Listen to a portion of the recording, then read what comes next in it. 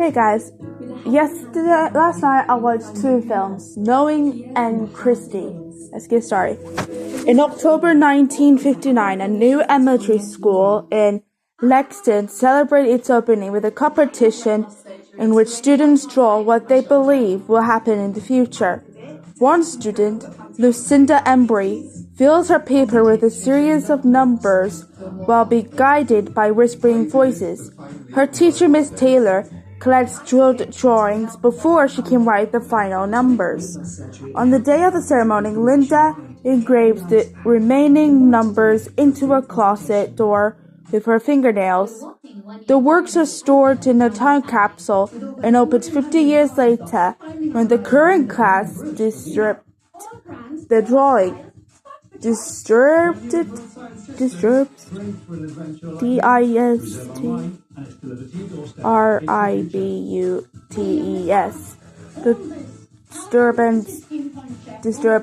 the drawings among the students.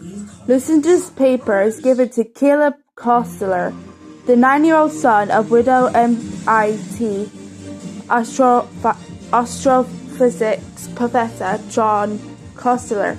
John studies the sheet to discover that Lucinda's numbers are dates, death tolls, and geographical coordinates of a major disaster over the past 50 years, including the Oklahoma bombing, September 11 attack, and Hurricane Katrina, as well as 3 more yet to happen.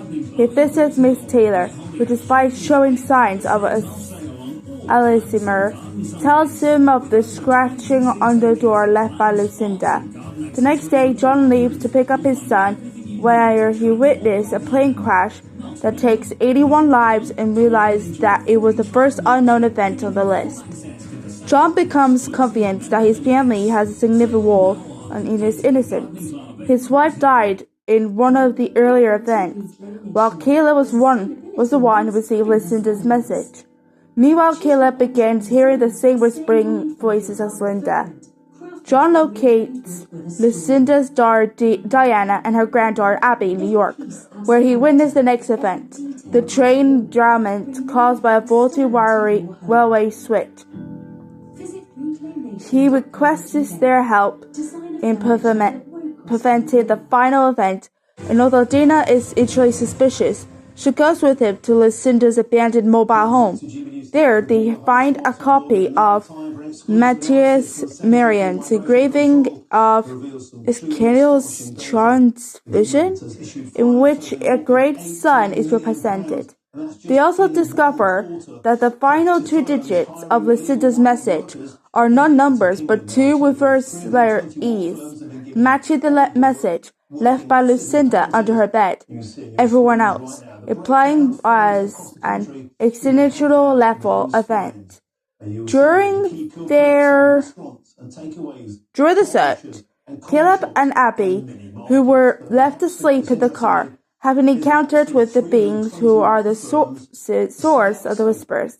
Diana tells John that her mother had always told her the date she would die. The next day, Abby calls in the sun on the engraving, which gives John a revelation. He rushes to the MIT observatory and learns that a massive solar flare with the potential to destroy all life will strike the Earth on the last date indicated by the message.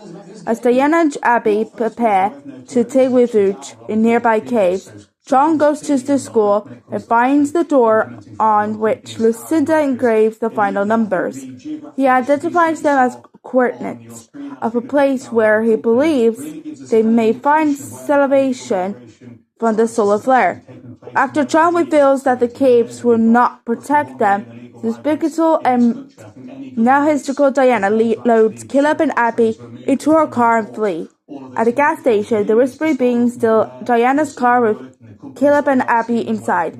Diana pursues them in a stolen USV and is killed in a crash, dying at exactly midnight on October 19, as Lucinda had predicted. The beings take Caleb and Abby to Lucinda's mobile home, where John encounters them shortly thereafter. The beings acted as extraterrestrial angels are leading children to safety on interstellar arcs. John is told he cannot go with them because he never heard the whispering. So he convinced the grief-stricken Caleb to leave with Abby. The two are taken away and the ark, along with many others, leaves and the earth. The following morning, John decides to be with his family where the flare strikes, and drive to his parents' house, where he confronts his strangled father. The solar flare then strike, vaporizing New York City and then destroying the earth. Meanwhile, the ark disposed Caleb and Abby on another planet, resembling an earthly parasite, and departs. As do other arks, the two run through a field towards a large while mysterious tree, resembling the tree of life. Okay, let's find Kristy.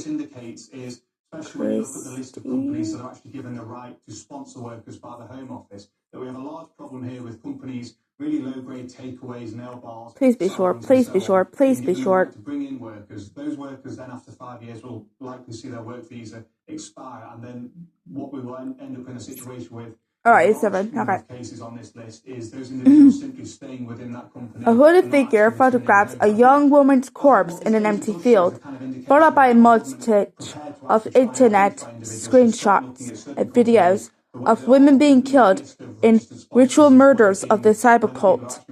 Footage of the murders is uploaded in an anonymous underground website where members are encouraged to kill Kristy, a name of Latin organ meaning follower of God. College student Justine is attending a private university in the northeastern United States on visual aid, and is unable to afford to fly home for Thanksgiving.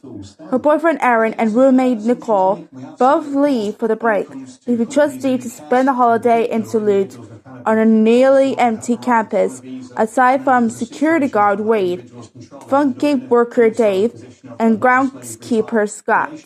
On Thanksgiving night, Justine uses Nicole's BMW to drive to a nearby convenience store. Inside the store, a hooded girl, Violet, complains the car and later asks for a student discount on sunglasses at the counter.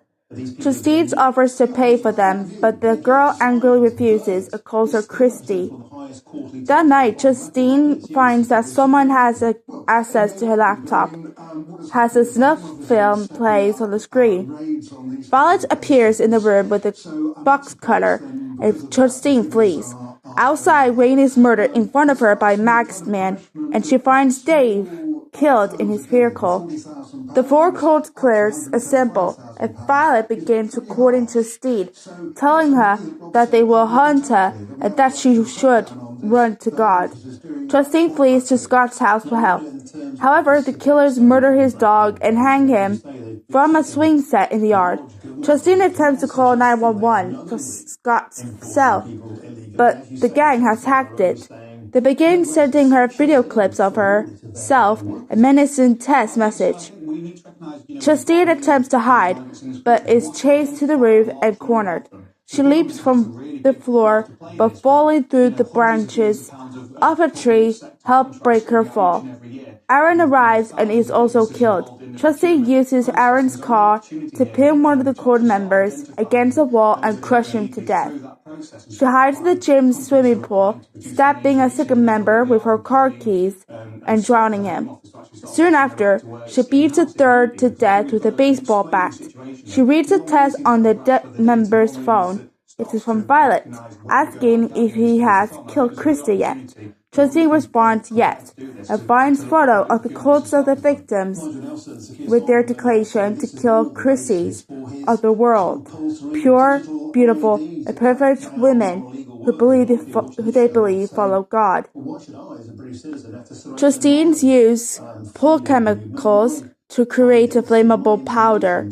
She dresses herself as in the Dead Man mask and jacket and approaches the car where Violet is.